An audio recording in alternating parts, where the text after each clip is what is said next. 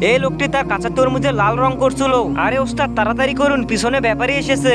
হ্যাঁ হ্যাঁ করতেছি, তুই তাড়াতাড়ি যা, ওদেরকে নিয়ে আয়। আচ্ছা ঠিক আছে যাইতাছি। আরে সাহেব তাড়াতাড়ি আসুন, এটাই আমাদের ক্ষেত। হ্যাঁ চলো চলো। আচ্ছা ভাইজান আমাকে আগে এটা বলুন, আপনার ক্ষেতটি কত বড়? ভাইজান আমার ক্ষেত তো 3 বিঘারও বেশি। আমার তরমুজগুলো খুব ভালো, ওজনে যেমন লাল ও মিষ্টিতেও তেমন। চেক করে দেখাচ্ছি।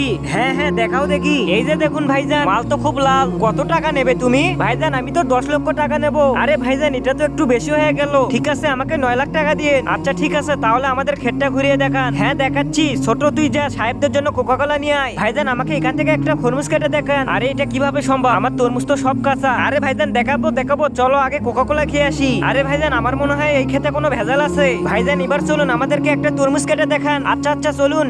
তার আগে যারা চ্যানেলটিকে সাবস্ক্রাইব করে দেবে তাদের মা বাবা যেন অনেকদিন বেঁচে থাকে, আর যারা ভিডিওতে লাইক কমেন্ট করবে তাদের মনে আশা যেন পূর্ণ হয়, আর কমেন্টে লিখে যাও আই লাভ ইউ মা বাবা। এদিকে তো ছোট লোক দুইটাকে কথা বলতে বলতে ব্যস্ত রাখে, আর এই সুযোগে বড় ভাই তো তরমুজের লাল রং করে ফেলে। এই যে ভাইজান দেখুন কত সুন্দর লাল। দাঁড়াও দেখি। ইয়া আরে হারামখোর, এটা তো দেখি কাঁচা তরমুজ। ভাইজান এদিকে দেখুন, এই তো তরমুজের লাল রং করেছে। আরে আমার মুখের দিকে কি দেখতেছো? হারামখোরদের ধোলাই করো।